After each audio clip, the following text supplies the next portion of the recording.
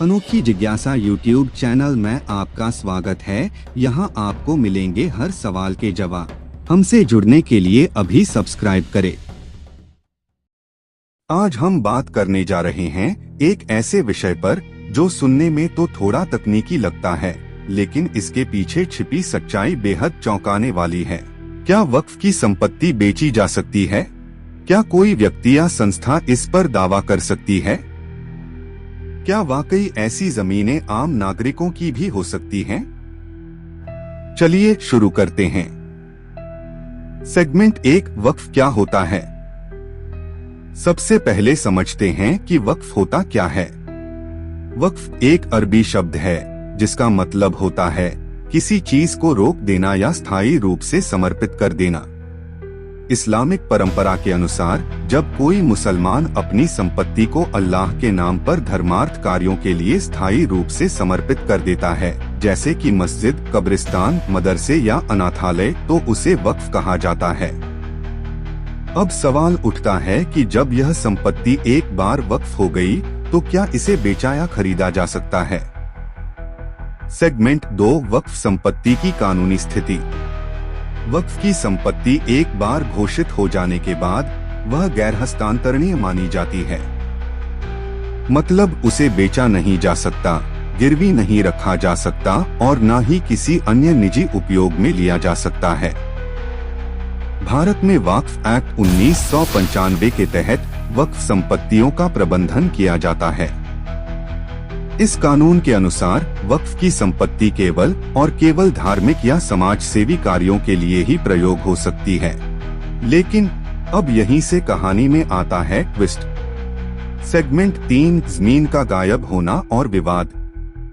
हाल के वर्षों में ऐसी कई रिपोर्ट्स सामने आई हैं जहां वक्फ की जमीनें या तो निजी व्यक्तियों को लीज पर दे दी गईं या फिर उन्हें बेच दिया गया, वो भी गलत दस्तावेजों के सहारे। कई मामलों में तो लोग वर्षों से जिस जमीन पर रह रहे होते हैं, अचानक एक नोटिस आता है कि ये जमीन वक्फ संपत्ति है। आप सोच रहे होंगे ये कैसे हो सकता है? असल में वक्फ संपत्तियों की पूरी जानकारी एक केंद्रीय वक्फ बोर्ड और राज्य वक्फ बोर्ड के पास होती है। लेकिन कई बार इन संपत्तियों की रजिस्ट्रियां अपडेट नहीं होती या जानबूझकर छिपाई जाती हैं। सेगमेंट 4, वक्फ और आपकी संपत्ति। अब जरा सोचिए, अगर आपकी पुश्तैनी जमीन जिसका आपके पास पूरा रजिस्ट्रेशन है, उसे अचानक वक्फ घोषित कर दिया जाए, क्या आप कुछ कर पाएंगे? कई मामलों में ऐसा हुआ है कि कोर्ट में जाने के बावजूद लोगों को न्याय नहीं मिला, क्योंकि वक्फ की संपत्ति को अल्लाह की मिल्कियत माना जाता है और इसे इंसान की संपत्ति की तरह ट्रांसफर नहीं किया जा सकता।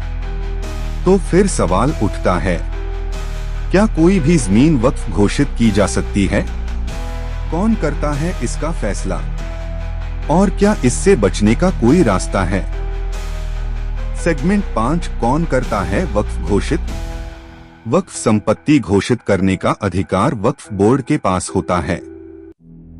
हर राज्य में एक वक्फ बोर्ड होता है जो वक्फ संपत्तियों का रिकॉर्ड रखता है, उनकी देखरेख करता है और जरूरत पड़ने पर उन्हें वक्फ घोषित भी कर सकता है। लेकिन यहाँ एक पेचीदा बात यह है कि वक्फ घोषित करने के लिए कोर्ट का आदेश जरूरी नहीं होता।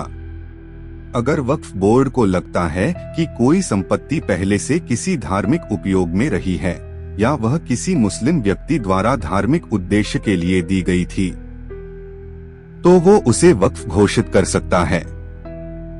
यहाँ तक कि अगर कोई जमीन दशकों से आपके कब्जे में हो और उस पर आपकी रजिस्ट्री भी हो, फिर भी यदि वक्फ बोर्ड दावा कर दे तो आपको उसे कोर्ट में चुनौती देनी पड़ सकती है।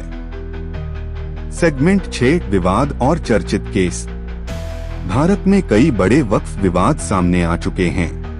कुछ नामी विश्वविद्यालयों, बाजारों, कॉलोनियों और रेलवे स्टेशनों तक पर वक्फ बोर्ड ने दावा किया है। एक समय ऐसा भी आया जब वक्फ बोर्ड ने दिल्ली में लाल किला और रेलवे स्टेशनों पर भी दावा कर दिया था कि वे वक्फ संपत्तियां हैं। हालांकि बाद में वो दावे खारिज कर दिए गए, लेकिन इससे यह साफ हो गया कि वक्फ संपत्तियों का मामला सिर्फ धर्म या समाज सेवा तक सीमित नहीं है, इसमें बड़ा आर्थिक और राजनीतिक पक्ष भी जुड़ा है। ये तो सिर्फ कहानी का एक हिस्सा था। असली मजा तो अगले पार्ट में है और वह जल्द ही आएगा। उसके लिए चैनल को अभी सब्सक्राइब करके रखें। धन्यवाद।